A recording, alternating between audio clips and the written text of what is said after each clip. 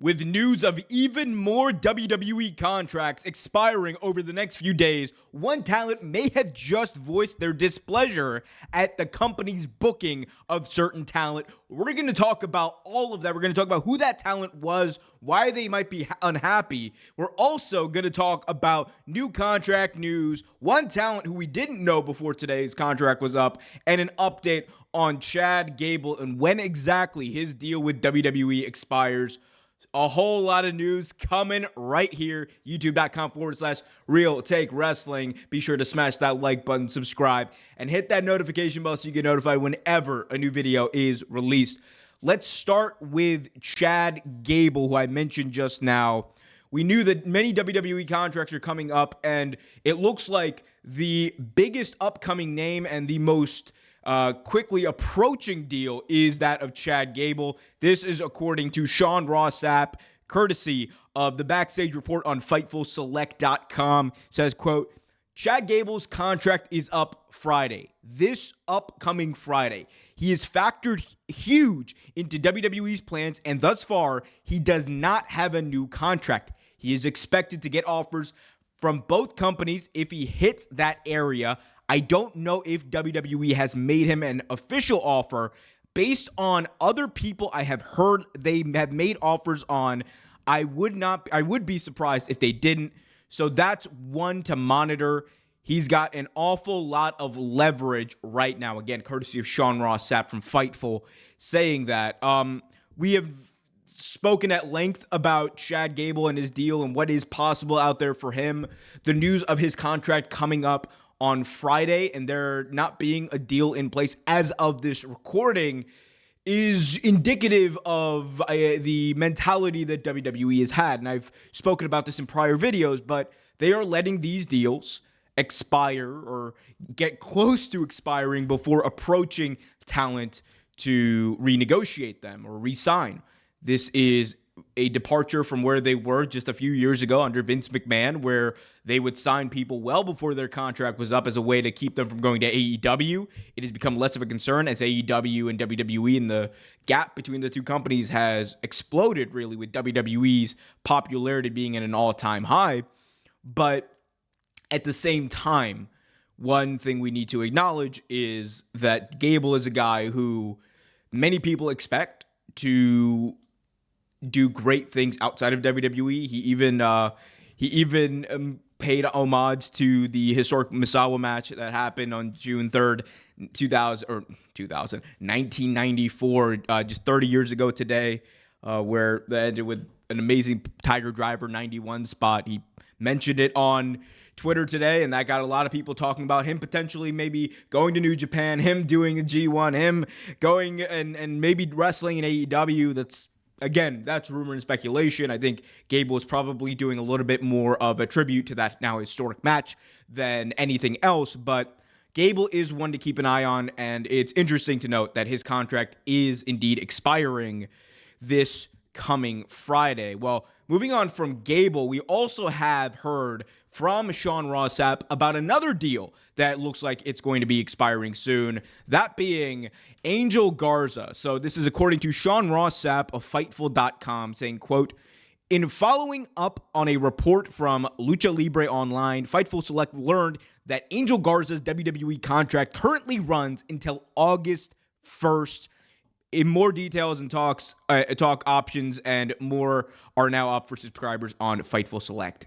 So you can go over to FightfulSelect.com and read the full piece there. But Angel Garza is someone who has been heavily featured on WWE TV in some way. And I know many people will say, well, has he really done anything prominent outside of maybe that one run with the LWO or,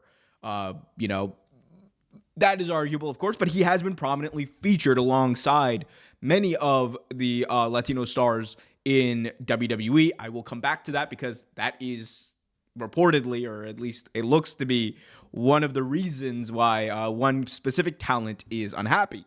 But Garza's contract is coming up on August 1st. It's interesting that we have a date. We usually have not had specific dates this well in advance. And I think, from the talent's perspective, right, it behooves you to get the date out there earlier because people can start to speculate a little bit. People can start to think about and the desire to see people, outside of WWE grows. With that, your leverage grows. And it would not be surprising to me if we hear more and more about talent leaking or, just these dates and the timeline of contracts leaking more so than we have previously seen. Because when you drive up the interest in people who want to see you, you're also driving up your asking price as a talent. And it's something you definitely want to do because that's how you get paid. That's how you leverage WWE for more money. And if WWE wants to pay you, no. All right, great.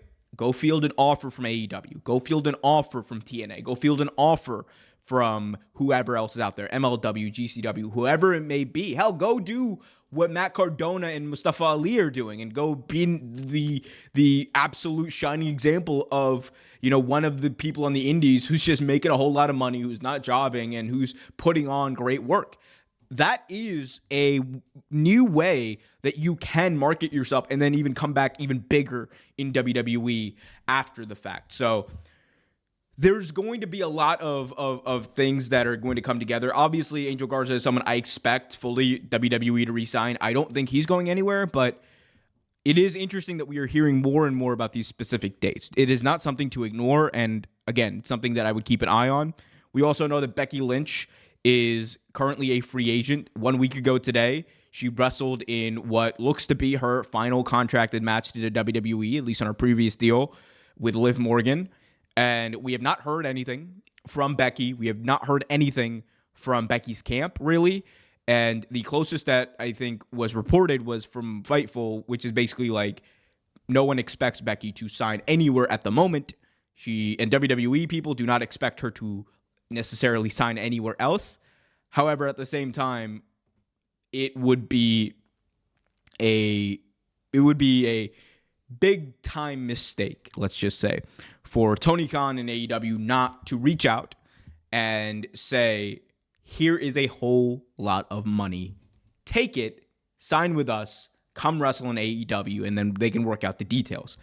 I think that Becky Lynch, as reported by many outlets, Fightful being one of them, is likely going to get a massive deal, regardless of where she goes, if she does indeed decide to go back to professional wrestling.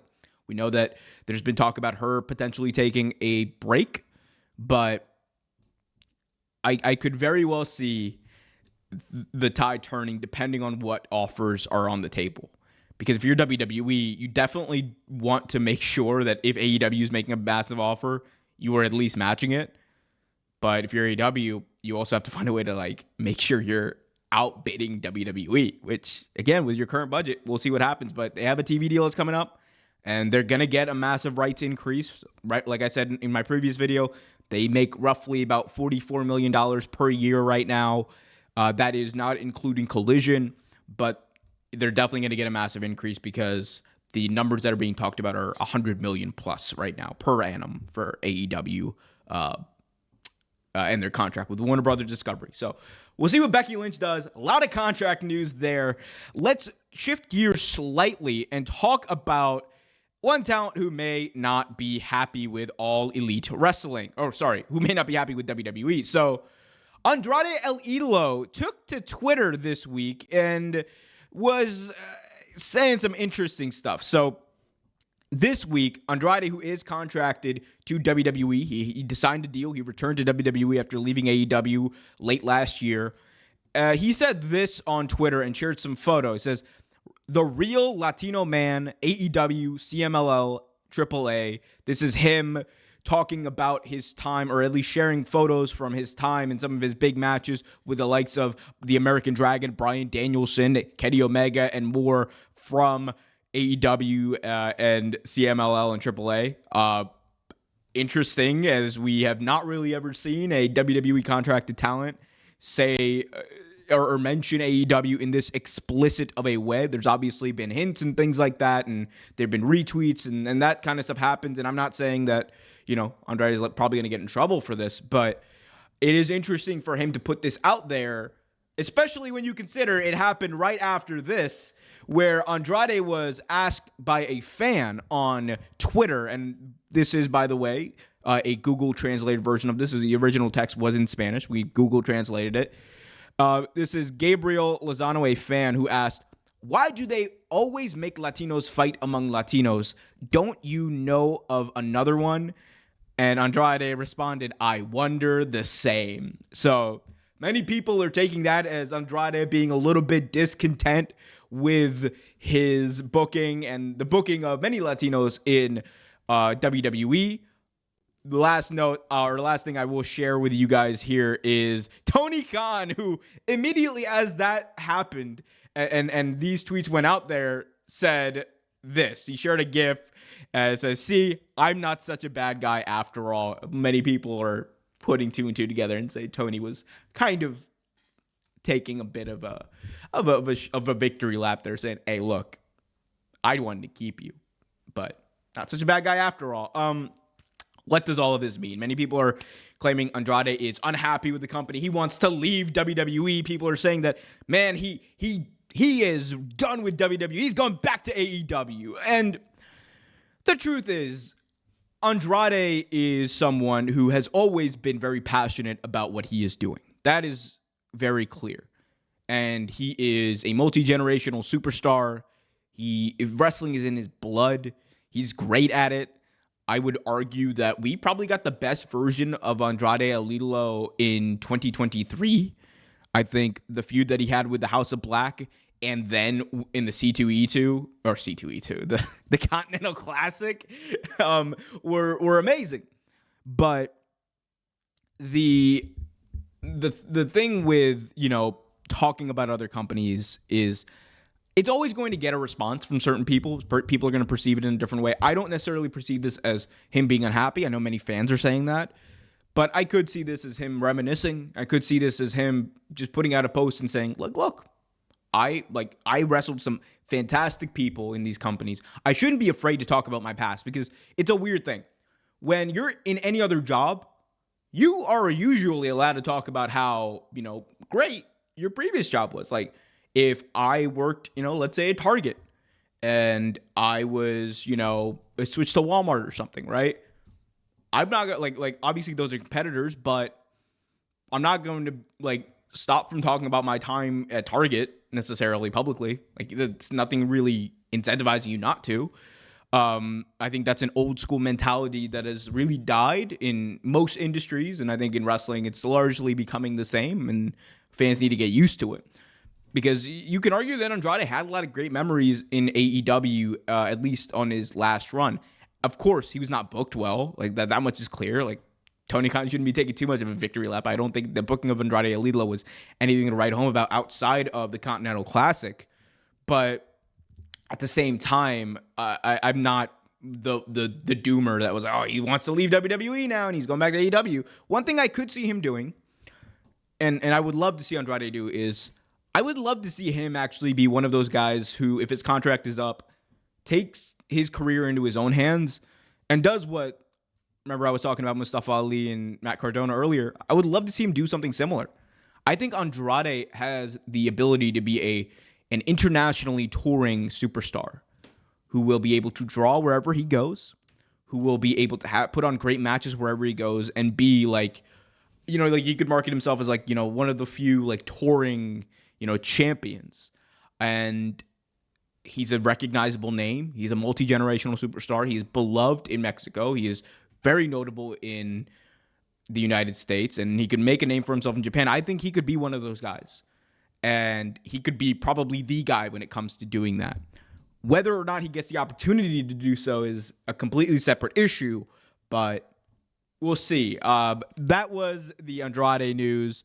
Guys, I want to hear from you guys. What do you think about all of this? WWE contracts coming up. Andrade El Idolo, that's what I'm trying to say.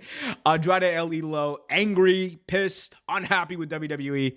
I want to hear from you. What do you guys think about all of this? Let me know in the comment section below. Also, be sure to smash that like button if you haven't already done so. Subscribe and hit that notification bell so you get notified whenever a new video is released. Until next time, I'm Omer Q for Real Take Wrestling. Be happy, be healthy, and as always, keep it real.